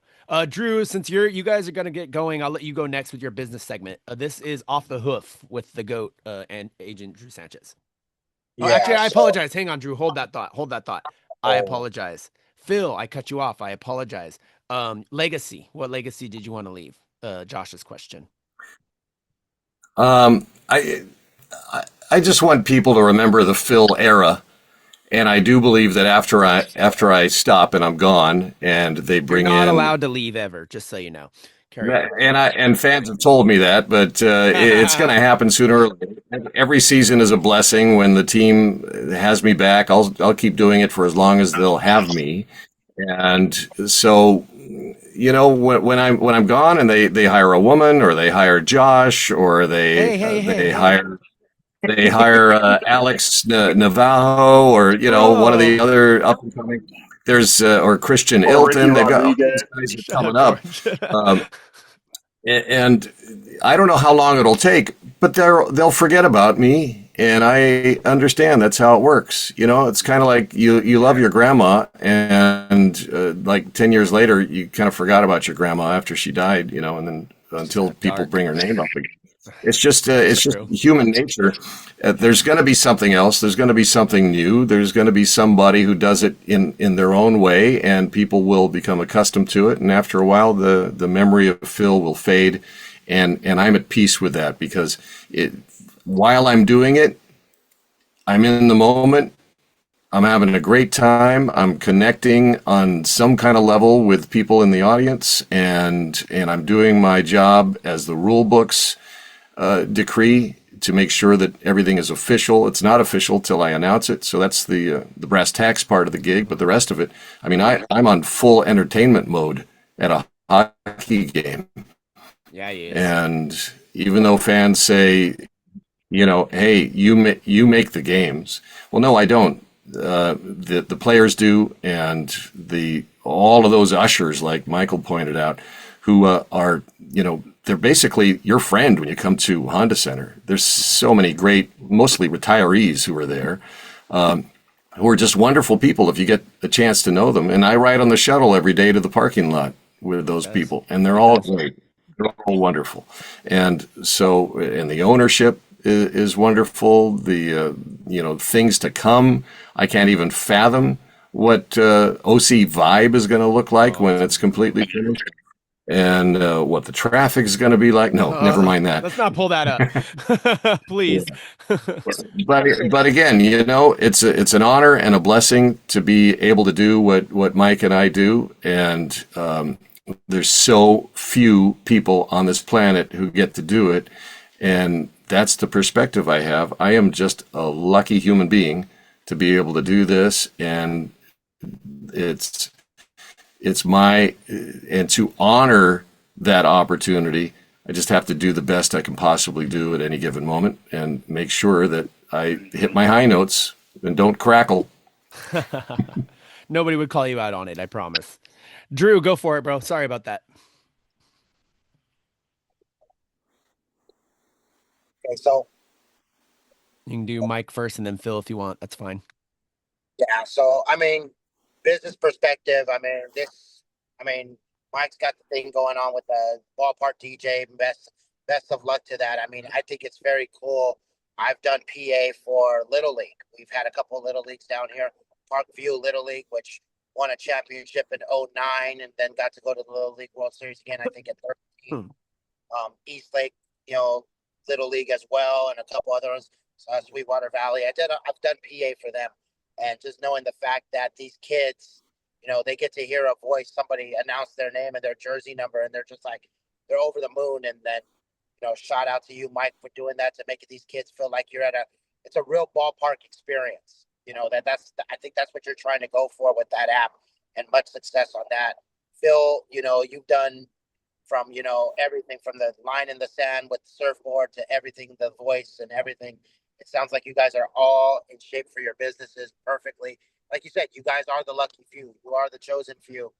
Like when you think about the four major sports in America, baseball, football, basketball, and hockey, that's only about 190 voices that do PA when you think about it. And you're one of the chosen lucky that we get to, as fans, you inform us. I worked in the guest service department where we are kind of the face of the organization. I dealt with a lot of elderly people working there, and we bring on it was always like a production, and you guys are part of the production that's instrumental to help us out and get us into the game, get us hyped, get us all into it, and we love that for you guys. And it's just keep shout out to the craft that you guys do. Keep doing what you're doing as long as you can, as long as you're more than welcomed. And they keep having you every year. Like Phil says, like Mike said, who do I work for today? Oh, I guess I'm working for you. Just keep going that mentality, and everything's going to blow up. And, like I always say, I've said it to Josh right here. I've said it to Ricky. The next great voice hasn't been heard yet. Or, the greatest play, the next best player in the league hasn't been seen yet. It's us who put on a production prior to it to let those voices be heard. And everyone has a gift, and it should be relished, and it should be shared with the world in order for us to put on a production as we're doing right here, even on this podcast. Absolutely. So, that's true. Shout out to both of you guys for that. Absolutely. Thank you. So the next segment is a little fun. I don't know what he's going to come up with. This guy comes up. He's the Charles Barkley of our show, so you never know what he's going to come up with. He has a segment called Fab Five. So it's the Fab Five of blah, blah, blah, blah, blah, blah, blah, blah, blah. So George, your Fab Five to Mr. Michael Araujo. What you got? So, Mr. Marco Araujo, so you've been working with the Angels for a long time. So I just want to know, like, who your Fab Five Angels that you put on your Mount Rushmore, and it could be from any era of Angels that played, or it could even be like former Angels that played for the Angels organization. Yeah. Okay. Oh, yeah. No. Hey, Josh, shut up. Sorry, go ahead, Mike.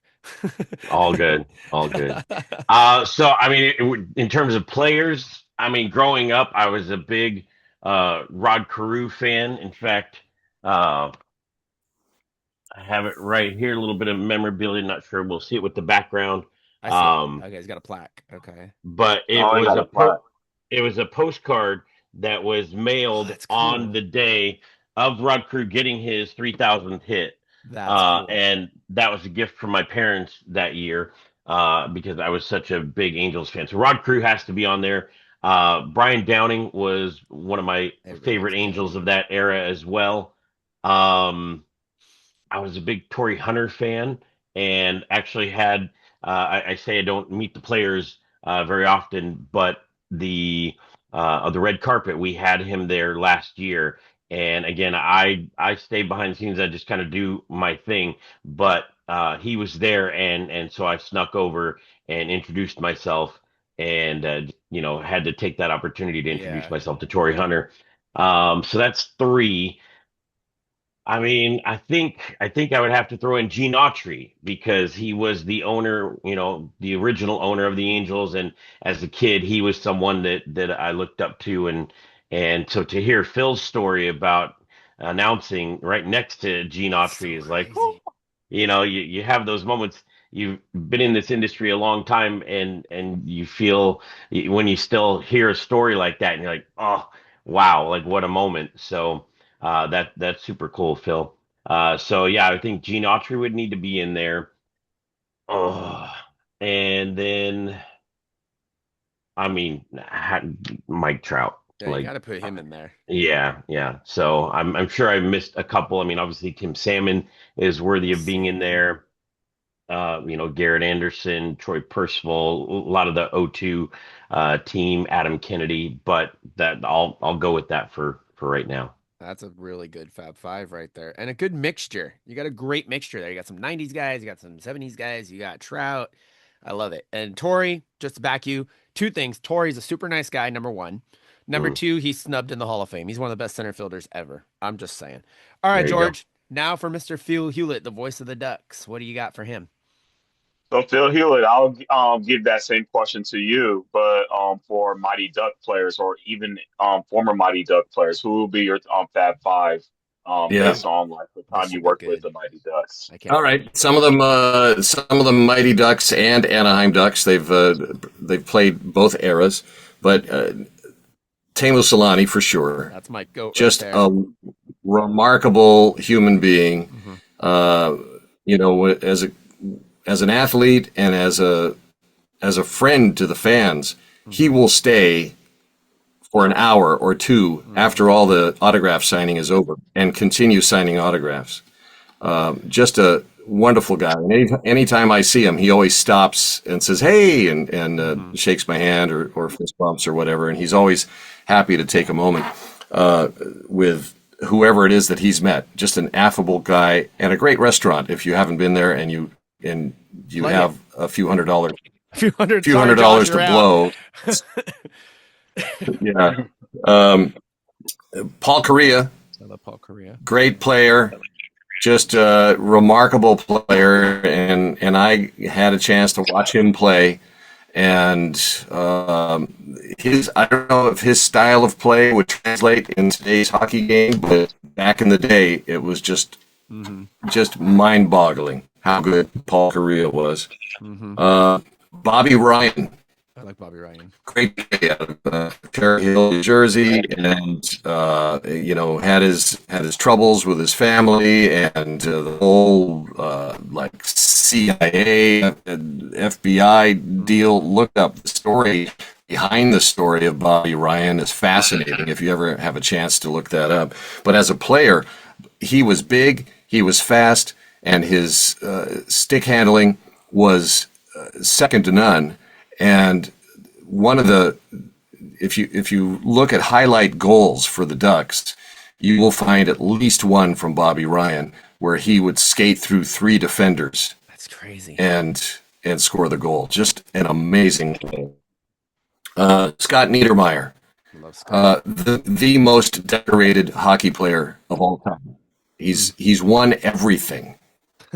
Olympic medals, all of the accolades you could get. the world, the world trophies, everything. He's won everything at least once. And then this one might throw you for a loop, but the most fun I've ever had announcing and watching a player is Corey Perry, Okay. who, he's still there and can't believe he's on King. No, he'll be back. Oh, It was getting good. Okay, I will back him on every single one of those. Teemu Solani is one of the nicest guys I've ever met in my entire life. I was actually in a suite one time for my dad's birthday, and Teemu just so happened to be there. And he was just an all around cool dude. Korea, one of the, like he said, his style is a little different from the era he was in to the era now. It might not, like he said, might not adjust. Bobby Ryan, I was so sad when we got rid of him. Scott Niedermeyer, the captain, one of the best. And then Corey Perry's played for what? How many teams, Michael? He's played for like 10 teams, 8 teams, something like that. Okay. I think Phil's back. I think we got Phil's back. So Yeah. I'm gonna yell at Frontier. I was just giving a recap on the players you So, picked. so And then Corey Perry, how many teams has he played for? Like yeah, 8? we got all 5. Solani, Korea, Ryan, Niedermeyer, Perry. Yeah, I love them all. Yeah, it's something like that. He's played for a lot of teams, and he's gone to the final with several teams, I was just and gonna say that. didn't win. The only team he won the Stanley Cup with was with the Ducks. So, Really? and he was a rookie at the time, which is There you go. something. Oh yeah, he didn't win with Tampa, huh? I thought he did. Okay. Cool. All right, so now it's my turn. Sorry in advance because I'm a weirdo. And you both know because you've worked with me and you deal with me on the daily. Okay, if your contract doesn't allow you to answer this, you do not have to answer it. But I just thought it'd be kind of cool to ask. Okay, so my section is called ISO. So if you know basketball, ISO means one-on-one. So mine is always 1 versus 1 or 1 change or 1 something. So first, Michael, if you were told you had to go announce for any other team and you were going to be excited about it or looking forward to it, who would it be? And then a team that you were told you have to go to, maybe you got traded or something, and you think you'd feel kind of awkward. Who would it be? I mean, I don't have anything for you for the first one because prior to 2013, my answer was the Angels. Okay. When I was working for the Galaxy, people said, "Well, what's your dream announcing job?" It was always Angels, but David Courtney, epic legend, guy's not going anywhere. So it was always just a pipe dream. Gee, I know that feeling. Sorry, go on. I don't want you to go anywhere, Mike. We've had this conversation. Go on. Well, and I do want to point out, I did catch the snub, Phil. Your boy Ricky was begging for you to You made me list cry, him Phil, on air. as a potential replacement for you someday way down the road. It's all right. He knows I love him. You're good. Yeah. So That's all right. I left Callan's name out too. Oh, it's true. touche. So yeah, I think, I mean, that was the dream position. So I really don't have anything for you because there's honestly no other position that I'd want to do. So anything other than Angels or Galaxy would feel like a letdown. But to answer the second half of your question, I mean, hands Dodgers. Really? Oh, Even though you were a Dodger fan growing up, it would still be weird. Keep in mind until I was like 4 years old, maybe 5. Okay. So okay, that counts. I was not really a Dodger fan. It was just the influence of my grandfather. Gotcha. But not necessarily a Dodger fan. But no, you know what? Part of it too is I'm not a Dodger fan and haven't been for a long time. As a kid, I had George. Phil talks about my stats knowledge, and that really comes in part from being an Angels fan as a kid because Dodger fans, all my dad's friends were Dodger fans, and they would harass me about being an Angels fan. So I had to know my stuff. And, As I and should. so right, Shut up, and George. so that would kind of drive that conversation, but then you add to it the reality of not being a fan of the team. I think it is very difficult doing Major League Baseball, being 81 home games and homestands of 6 to 10 days in a row, 11 days. Last season we had a 13 game homestand. I remember that. Right. And so to have that level of commitment on top of a day job, Mhm. I could not do Dodgers. That would be a punishment. And the traffic would be a bear. Oh, right, right. I'll leave it at that. George knows he lives out by the valley, so Mm. the San Fernando Yeah, Valley. traffic's terrible whenever you go to a Dodgers game, especially around like the Vince Scully street, bro. Oh It my is God, yeah. crazy. Yeah. All right, Phil. Same question. Team that you would feel really be totally cool to go to, and then a team that you're just like, dude, why am I even here? I know Yeah. what the second one's gonna Boy, be. that's tough. I mean, like Mike, I can't imagine working for another hockey team. I really can't. And I think even if I did pick one, it would probably get misinterpreted and headlined. Phil would like to work for ... It's off the record. And It's off the record. yeah, no, Or it isn't. ESPN. But in terms of what I would love to do, it would be spectacular to call a Rams game. Okay, there you go, Drew.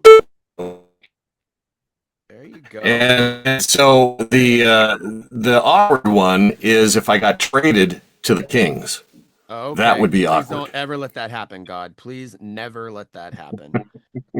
Sorry, George. You guys have hit every George team that he likes. Well, right. not the You like Lakers, the Kings? but Well, yeah, yeah. but you like the Kings and the Dodgers. Build up So the bingo card on you, George. there it is. All right, guys. So once again, you guys are watching Take Your Shot Media Crew presents Double Dribble, episode number 89, Voices of the OC with Michael Araujo, Phil Hulett. We're sponsored by E1 Connect Marketing, Donovan Hilton, and also Goat Sports Agency, Agent Drew Sanchez. We appreciate you. We're going to close out now, guys. Again, thank you, Mr. Hulett, Mr. Araujo. Thank you so much for taking your extra time. I know you both got games tonight. I'll probably see you tonight, Mike. You guys have stuff to do tonight, and we appreciate you taking this extra time for this little Zoom cast here. Don't make me use my I love it. Don't make me use my announcer with his ring in my face. I love that. We're gonna let everybody close out. You want me to age myself? Here we go. We're gonna age ourselves right now. There you go, Josh. Are you ready to cry? Did you see what he just did? Did you see those? Did you see those, Josh? Yes. Oh, Josh is about to cry. All right. rings. All right. So we're gonna do a little closing segment we call our final thought. We really got to get a better name. Jerry Springer's ghost is gonna haunt us. George, or I'll let you go first, George. What's your closing remark for Mr. Hulett and Mr. Araujo? I just want to say it's just been a pleasure like talking to you guys doing like professional sports, and yeah, you guys, both of you guys are going to leave a great legacy when you guys leave, when you guys ever choose to leave. They're not So leaving. yeah, Phil Hulett, everybody's going to remember you. So don't say like people are not going to remember you or people are going to forget you. If you're like a real hockey fan, you guys will never ever forget the name Phil Hulett. He's a legend in what he does. And same as Michael when he first leaves. It's a great honor talking to you guys. There you go. Thanks, Joshua. George. It's true though. Mhm. I tell you guys that all the time, but you talk to me all the time. kind. So like, yeah, whatever, shrug it under the rug. Joshua, what you got? Ricky will be happy to take your spot. If, Will you shut up? I'm if you trying to ever stay on meet their Phil. good side right now. Stop it. Stop it. Josh, I know you're on cloud 9 on this show. You and me both, because these are our goats, you know. What do you want to say? Yeah, For no, your final remark. It was really, really cool meeting the both of you today and whatnot and hearing what you guys have had to say. It's definitely like I just don't really have words. It's just so cool to me that like you guys are doing this PA things for against storied franchises, big teams. You know, it's definitely a dream of mine as well. So the fact that I've been able to hear you guys and your experiences and your advice, it means the world. Like I'm literally at USD right now about to doing PA, so I'm definitely going to take what I've gotten from you guys right now and apply it in about an hour. So I'm very excited, and you know, hopefully maybe one day I'll be lucky enough to meet you guys in person. So that'd be really cool. Hey, you're coming down in May. Thanks, Josh. Keep grinding, man. Keep grinding. Yep. Yeah. Absolutely. Drew? You could turn your phone back on now, Drew, or just use Josh's. Grab Josh's. They're right next to each other. I'm still in Josh's phone. Can you hear me?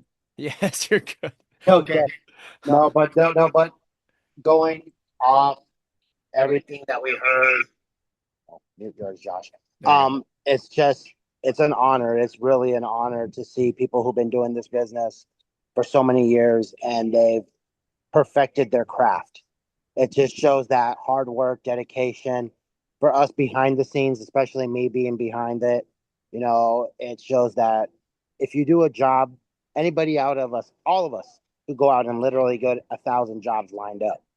But when you're doing something you love and you have the passion for it and the desire, we're living the childhood dreams. Mhm. It's no longer a job. It's literally like fun every day. And I tell people that left and right everywhere I go, what, Drew, why do you do these stats? Drew, why do you do all these sporting events? It's, you know what? It's not a job to me. The money's great, but it's just the desire that I'm that 3-year-old kid having those hoop dreams and just living them every day. And you guys are goats for a reason. You're doing the baseball thing, Mike, with the Angels. I'm pitching myself because my Angels have been my AL team since my dad, and my dad still goes to Angels games. Well, we'll always say it. I mean, I don't want to get controversial, but sell the team, Artie. No, now I'm fired. Thanks, Drew. I'm gonna pink slip when I get to work. Thanks. But and then Phil with hockey. The Ducks have been my team minus my Red Wings. I always go with the Red Wings. Shout out to Gordie Howe.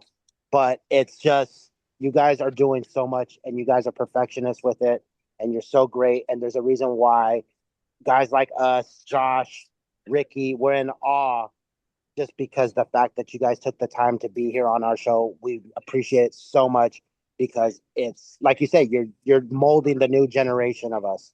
And we're just so honored and grateful to have you in your presence. I was like, I'm gonna have a Wayne's World moment and be like, we're not worthy. But it's just thank you for this and it pays dividends. I'm a sponge and I've just literally soaked everything up. Literally. Yeah. Well, Party Drew, on, Drew. well done, Phil. I would say to that though, don't discount yourself. I know what you're saying about if you do something you love, you'll never work another day in your life. But the reality is, the success that you're having comes from not only doing something you love, but doing it well and putting in the work. And so you've gotta keep doing the good work, even though it's fun, because that's how you become successful. That's how you rise, to the next level, is by doing the things you love, but doing it well and putting in the work. So kudos to you for the success you've had, because that's a demonstration of your commitment to it, even though it's, a pinch yourself, like this is what I get to do and I get paid to do this. Yeah, that like I say, us in the back behind the scenes, sometimes, we just want my ultimate goal is literally like after a production, whether it's NBA, because NBA would be my ultimate like high of all highs. It's just at the end of like the credits, you just see my name right there. Our statistician for the day, Drew Sanchez, Goat Sports or whatever. I would be like, bro, I'm salivating. That would be my TiVo moment, just constantly repeating it over and over. And that's, I say it, hard work does pay off.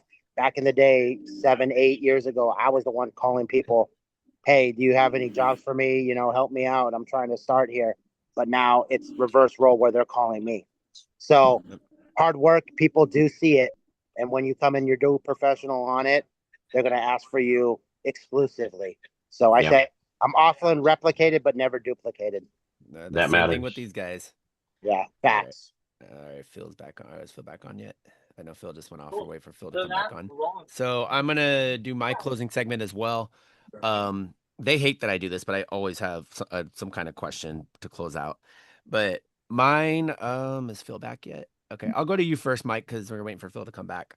Again, I agree. I'm lucky enough to see you guys. I talk to you guys every day. You guys were nice enough to reach out and mentor me the last 7, 8 years, something like that. And I take everything you guys tell me, even though it doesn't seem like it sometimes, but I take it to heart. And I try to, when I do my announcing, same thing for college, for baseball, for basketball, whatever, I try to incorporate stuff that you guys have taught me, whether it's volume level, whether it's talking from your chest, whether it's being interactive with the fans. When George is with me, oh, dude, we tear the crowd up. It's hilarious. We hype And their that's crowd up another, too. yeah. So we hype them up, and I learned that from you guys. So I truly appreciate that. Phil has taught me how to be a better business person when it comes to any kind of radio, when it comes to any kind of a brand ambassador. I've talked to Mike about that as well. You got to be a brand ambassador. I try to teach Josh this as well. Hey, behave yourself out there, regardless of what you're doing. You're representing the brand. Even right now, while he's wearing that SD stuff, you do something stupid, you make somebody mad that's on the wrong side. You never know. So, and on the flip side, you do something really good. People know where you're coming from. People know who you are. People know your brand. People know your business, and they want to work with you. So, oh God, I hope he comes back. All right. So, Mike, my closing segment is, or my closing question is, after everything you've done from Galaxy to FIFA to winning titles to the Angels to working under all the people you worked under and now mentoring people, little people like me, what message you are going to have a lot of fans watching this. I know that for sure because I've talked to a lot of them. They're going to tune in later on YouTube. What message does the PA voice announcer for the Galaxy, the PA voice announcer for the Angels want to send out to his fan base? I mean, there's so many areas that we could cover, but I think I'd leave it with this something that I share with my ballpark DJ teams. I tell first I thank the parents because the parents out there who have kids that are supporting them in getting into sports. Sports can be such a great lesson of teamwork and how to engage with others and so forth. So the fact that parents give that opportunity to their kids is phenomenal. But to anyone out there listening, this applies to the little leaguers, it applies to anyone. Kind of three things when you're playing sports, when you're going to games, have fun. It's a game. And but also when you do go out on the field, you're competing to be the best version of yourself, and that's just in life, right? As we go through each day, how can I be the best version of myself today? And then the final piece is to be a good teammate. And again, on the field, that makes a lot of sense. But in life, whether it's in jobs or whatever we're doing, have each other's backs and support those around you. So those would be kind of the three principles in my life right now that I'm sharing with whether it's students or little leaguers, but I think they apply across the board. You heard it right here, guys. From one of the goats of PA announcing to announcing in general, and just one of the greatest guys that I've ever met, Michael Araujo, the voice of the Galaxy, voice of the Angels, PA voice. We appreciate you, Mike. You know that. I'm gonna bother you tonight and say thank you like 20,000 times because I freaking love you. You're like a brother to me, man. I appreciate you so much. All good. And conspicuous by his absence, Phil Hulett had to go. We all got games to go to, so Phil had to go. So thank you so much to Mr. Phil Hewlett as well. The stories that you guys were able to tell were just immaculately awesome. Like I'm going to take all those stories and carry them over. I know George will as well. And anything you do doesn't even have to be sports. Just everything you guys told us, it's going to go a long way, especially with Josh. So I appreciate you guys so much for that. Thank you so much. Again, you guys, on behalf of the commentator Joshua Pangan, Agent Drew, Go Baller George Ochoa, I'm Double R Ricky Rodriguez. We want to thank Mr. Michael Araujo, Mr. Phil Hewlett for joining us on episode 89, the voices of the OC on Double Dribble. Coming up next week, we head to the jungle as we talk with 3-time ABA Western champions, 2-time national runner-up, top 10 ranked all season, former AAU coach and NorCal's very own Silicon Valley Panthers head coach, Jerry Showers, and head coach Doc Jones Jr.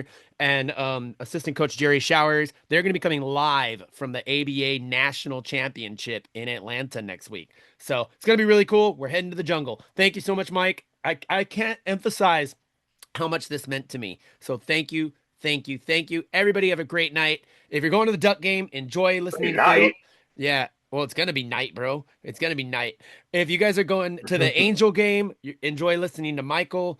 We appreciate you guys so much. Again, remember, love your family, cherish your family. And remember, when life hands you the ball, George, take your shot. We're out of here.